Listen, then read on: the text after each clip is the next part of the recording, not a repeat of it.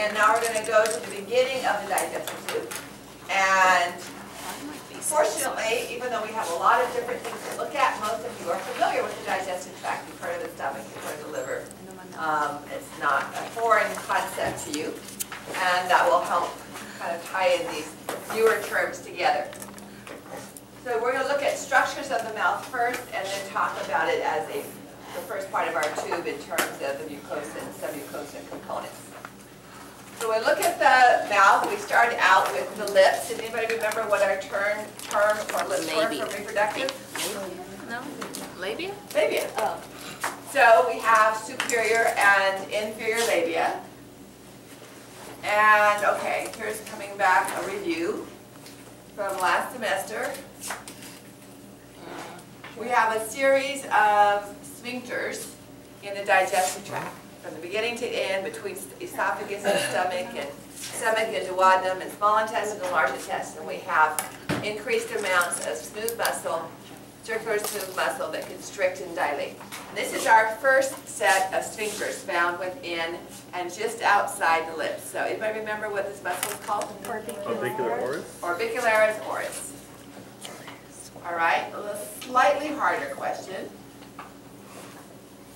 What's the nerve that innervates it? It's a cranial nerve. Oh. Do the trigeminal. No, muscles of facial expression. Facial? Facial nerve. All right. It's one of them. I have an advantage. I gave this lecture yesterday, so I'm already boned up on everything. I wish I could go back to nerves. So superior labia Huh. and inferior labia. So this functions as a sphincter. Right? So our definition of a sphincter is a circular muscle that constricts or dilates to open or close a particular location. Now, in this picture right here, the lips are pulled up, and you can see there's a thin membrane that connects the lip to the gum line. Okay. That structure is known as a frenulum. So if we look at the lip here, and then we have this thin little membrane attached to the gum. Our word for gum is gingiva. You've probably heard of gingivitis. And this is known as a labial frenulum. There's one for the upper lip and one for the lower lip. And apparently, if you have a gap between your two front teeth, this frenulum is more extensive. Okay. So, or the other way around, if the frenulum is too extensive, it leads to a gap between your two front teeth. Now, I mentioned that in lecture yesterday, and then during lab, while one of my students was talking to me, she had this 2 millimeter gap between her two front teeth, and I said, "Can I see your frenulum, please?" But I didn't. I resisted. So we actually have 3 frenula. We have superior and inferior frenula, and then if you lift the tongue up, there is a lingual frenulum. Remember we talked about the various cranial nerves that you need for speech, and I illustrated the requirement for the hypoglossal nerve to move the tongue by tucking my tip of my tongue behind my lower teeth, talking like this, and condition is third big tongue tie. Well, without paralysis of the hypoglossal nerve, that same effect is gained with an extensive lingual frenulum. So it becomes too close to the tip of the tongue. That limits the ability of the tip to help you form, to shape the sound for words. But it's very simple surgery to just snip this back and cauterize it. It's not anything as extensive as taking tonsils out. Okay? So we talked about gingiva, frenula. The vestibule is a structure that we talked about. We didn't identify it as a vestibule in Bio 430 with the discussion of the buccinator muscle. Anybody remember where the buccinator muscle is? Okay, it's your cheek muscle. Are the fibers going horizontal or vertical? Horizontal. So when we exercise the buccinator muscle, we do that, we compress our cheeks, and you collapse the vestibule. So the vestibule is that space between your cheek and your lateral gum, your external gum, your superficial gum. So If you have something stuck in your tooth, or try to rub your tongue around between your teeth and your cheek, that's the vestibule. So this space right in here, okay, is the vestibule. So we had a vestibule for the nostril space. That's the vestibule in the oral cavity.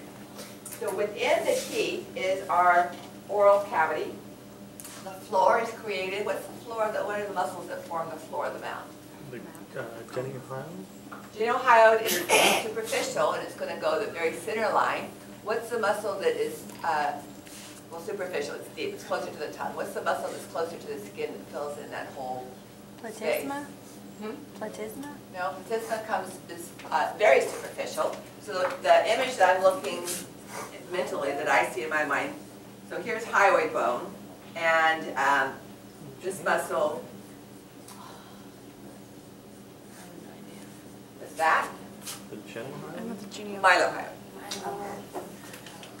There's a hyoid of some kind. Yeah, it does go to the hyoid bone.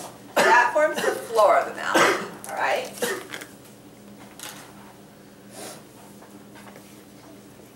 What forms the roof of the mouth? We already discussed it with the respiratory space, Maxillary?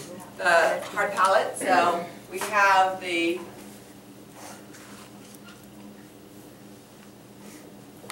maxilla and palatine.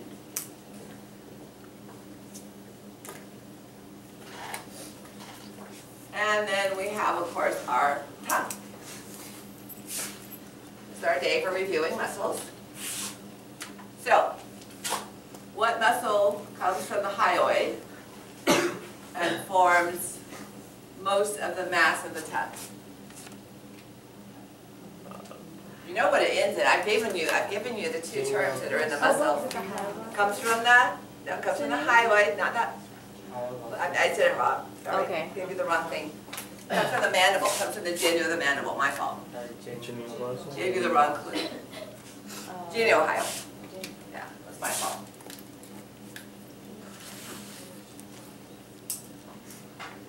And to help in swallowing,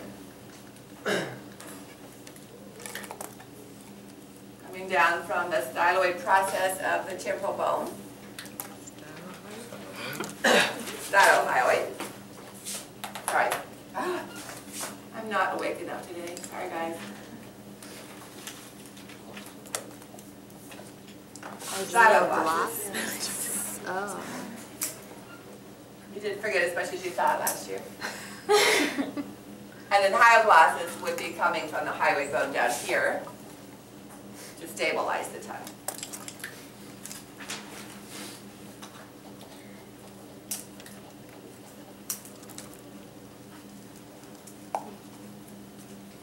All right, so what nerve supplies each of these? They are supplied by the same cranial nerve.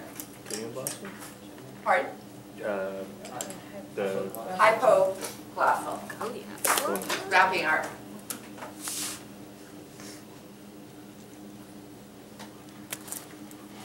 Hypoglossal nerve.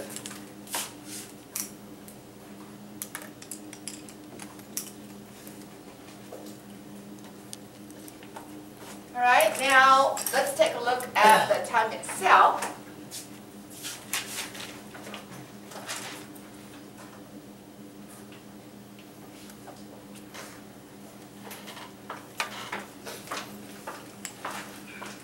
Well, I'm going to draw a slightly different image from that one, but that's the surface one that I'm going to include.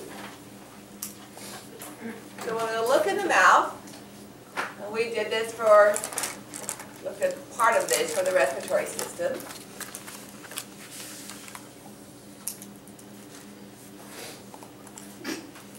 Remember we had the palatine tonsils?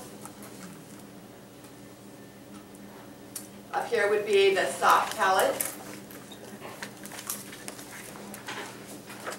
And I didn't really emphasize this, but the little finger-like structure suspended from the soft palate, remember the name of that? The uvula. And forming two arches are muscles, anterior and posterior, to the tonsils. These muscles have their origin from the palate and create two folds, anterior and posterior to the tonsils, and those two folds form these two arches. Here, not that one, but this one here and here. So they're coming from the palate, and they're going to the tongue or to the pharynx. And so these, you can call them folds or arches or muscles. We really never actually see the muscles, but because they're covered by mucous membrane. But the mucous membrane covering them is known as a fold. So the first one, most anterior to the tongue, is formed by the palatoglossal muscle.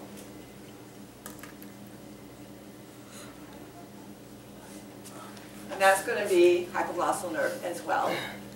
So when you swallow, it's going to pull on the tongue. And the second one is palatopharyngeal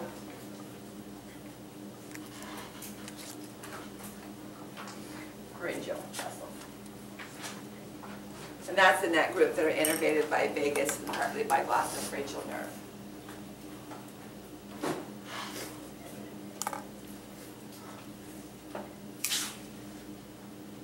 So you're saying the outer part is the palatoglossal? The more anterior, closest to the tongue. So if you look at the sagittal view here, it's this one right here, and on this one, it's the more, and the one anterior to the tonsil.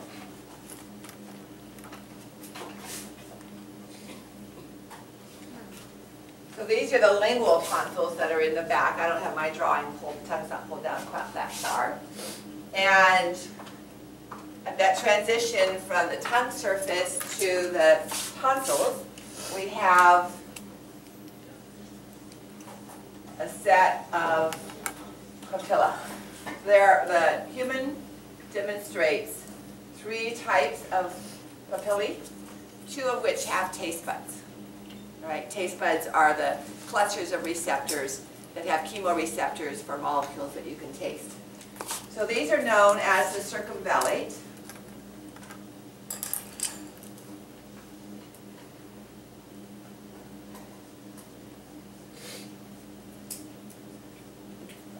Then scattered amongst the rest of the surface of the tongue, we have rounded mushroom cap-like papillae. These are fungiform.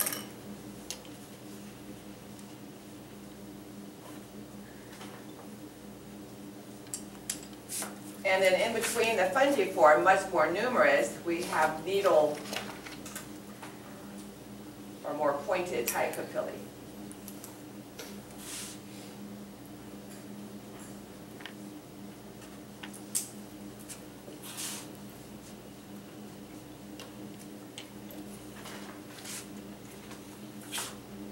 So the circumvallate are shaped like this. They're not raised above the surface, but there's a moat around them. And the taste buds are clustered down in this moat. Anybody remember what taste this would be towards the posterior aspect of the mouth? Bitter. So this is going to be the glossopharyngeal nerve.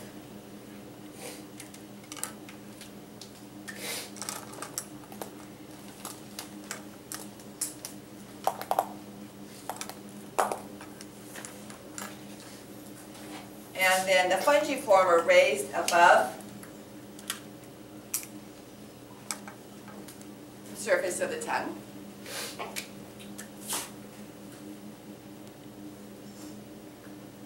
And these are the other major tastes, the sweet, sour, salty.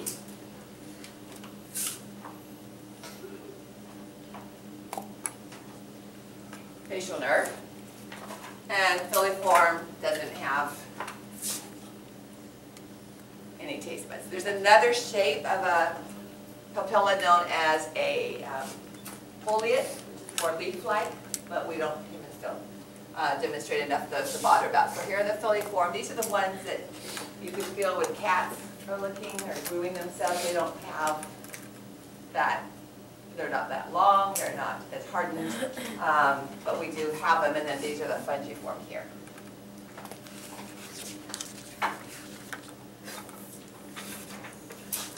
Next would be the innervation of the tongue for pain, touch, and temperature. Trigeminal. Okay. Tongue is considered to be part of the somatic. It's not a visceral structure. And so pain, touch, and temperature is going to be trigeminal.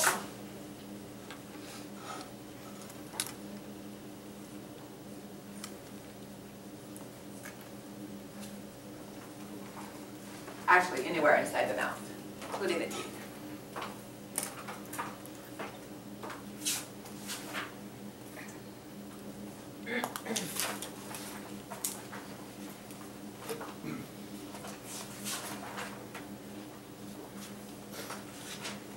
All right, so let's look at the, take pictures if you need to before I erase it. We'll look at the structure of a tooth.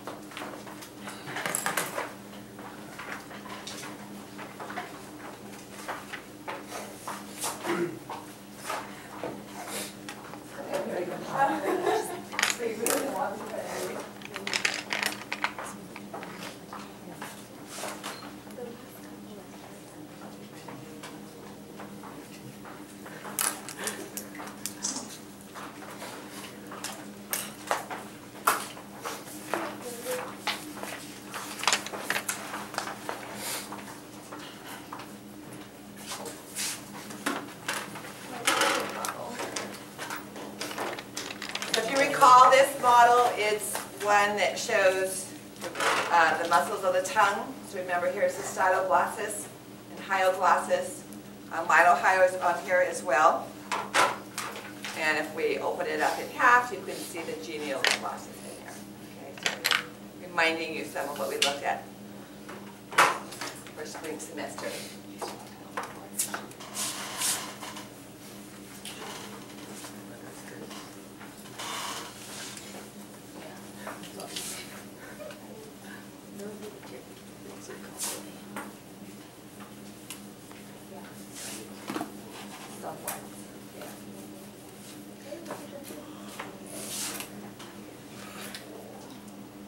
All right, so there are two basic types of teeth, the incisors that have a sharp edge and the molars that have a flatter surface. Incisors tend to have just one root, and as we move towards the posterior aspect, we see 2 or 3 roots because of the larger tooth size. So this is a molar here that's being illustrated. And so we'll go through these structures here. So we have layers, components, tooth structure, and regions of the tooth. All right? So this layer right here, shown in white, is enamel. Then the structure that's covered by enamel has 2 regions. So the regions of the tooth are shown over here on the left-hand side of the diagram. And part of the enamel, if you have healthy gums, part of the enamel is going to be covered up by the gingiva. Okay.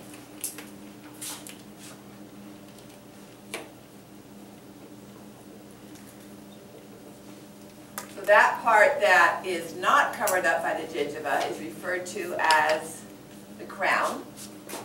And that part associated with enamel that is covered by gingiva is the neck. So from here to here would be the neck region. So it helps to identify the neck just to have a tooth by itself, as we have in this model. So with this one, it's a little difficult. You can see where the enamel is, all right, but it's difficult to tell how much of that is neck because you don't have the associated gum line as you do with this one. So, you know, this is crown, but then where in here does it start to become neck? You don't have that component.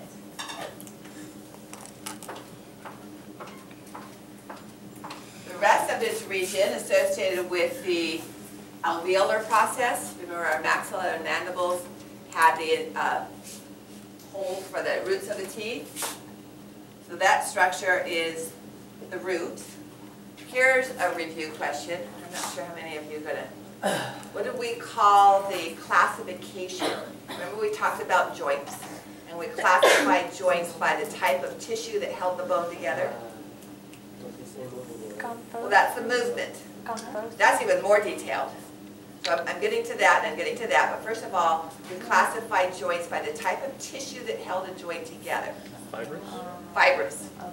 So we have a periodontal ligament that attaches the surface of the root of the tooth to the alveolar process. And that fibrous periodontal ligament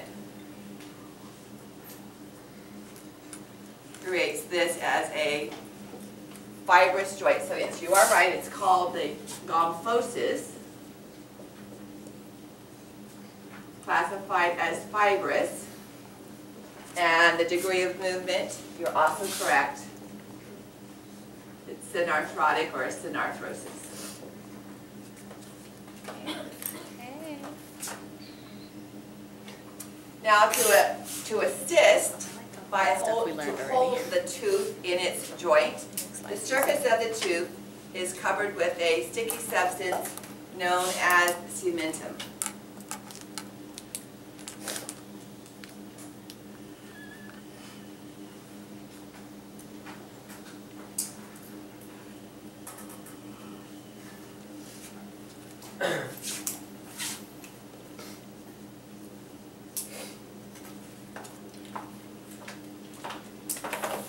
So the two surfaces that we can see on this tooth model, the white layer would be the enamel, and the yellow layer, the structure is the root, but the layer that I'm touching is cementum.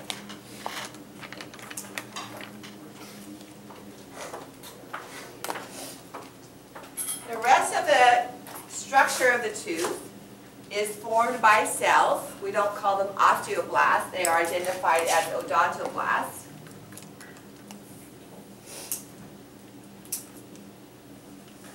And the tissue that they create is known as dentin.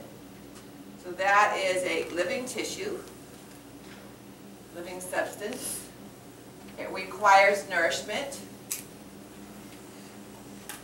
And so to provide that nourishment, we have blood vessels and loose connective tissue and so on. So that is the pulp, which is found in this space known as the pulp cavity. And the rest of the tissue formed by the odontoblasts is dentin.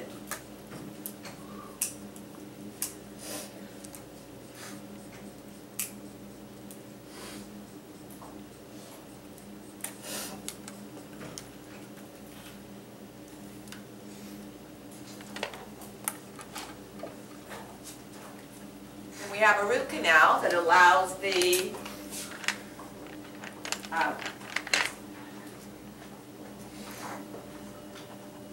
blood vessels and nerves to gain access to the pulp cavity. And the opening for the root canal is the apical foramen.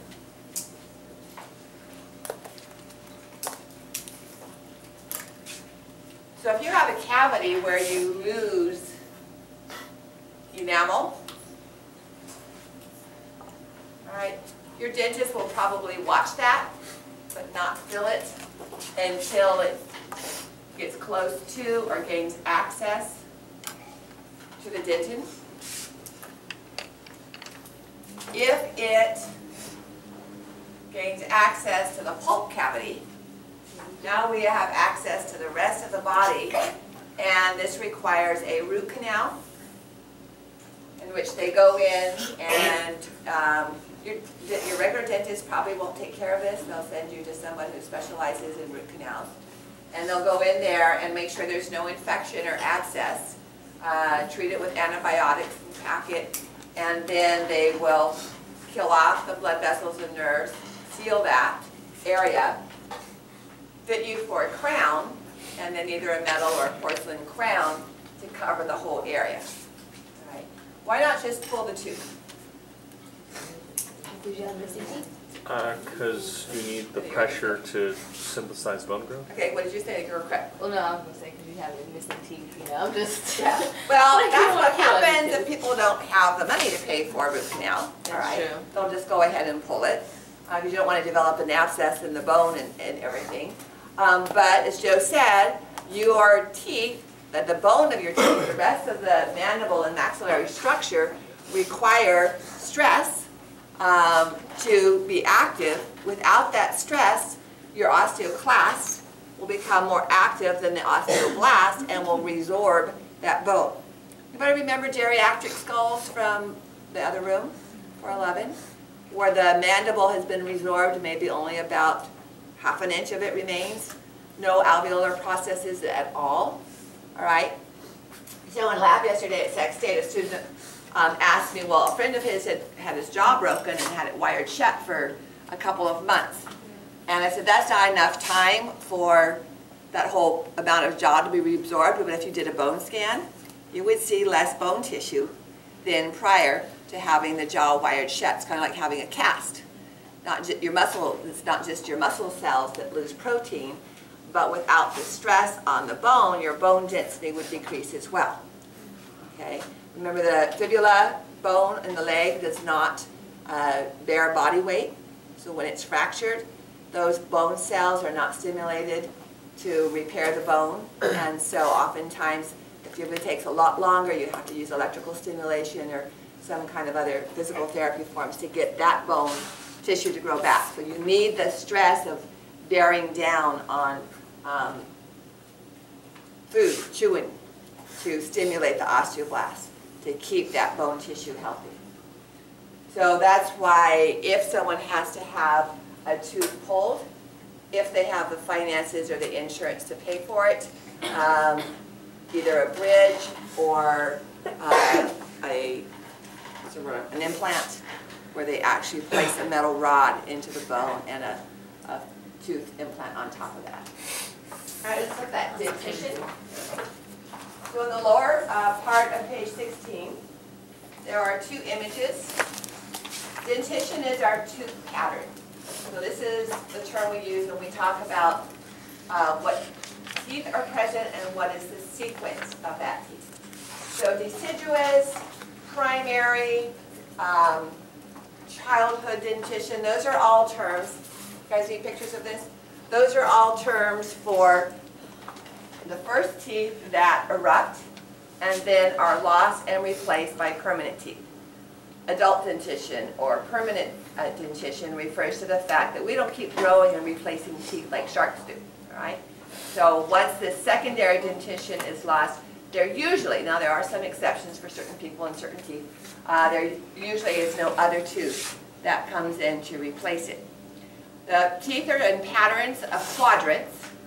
So for a quarter of your mouth, that is reflected mirror image on the opposite side and in the upper or lower jaw.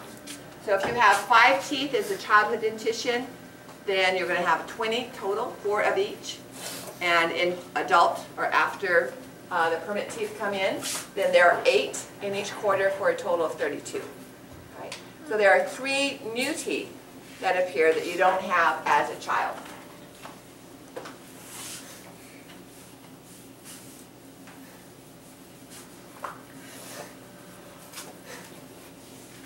So it's always best to start naming them from the central incisors. We don't have very extensive jawbone models here, but there are, I might have as images on the lab. Quizzes or exams are all jawbone models out that have the 3rd molar yet to erupt, and maybe the 2nd molar or 1st molar missing. And so you don't want to start counting the teeth from the back because you may not have all of them in. You want to start always assuming that the first tooth in the midline is the central incisor. So this is a cutting tooth. And then we have another cutting tooth.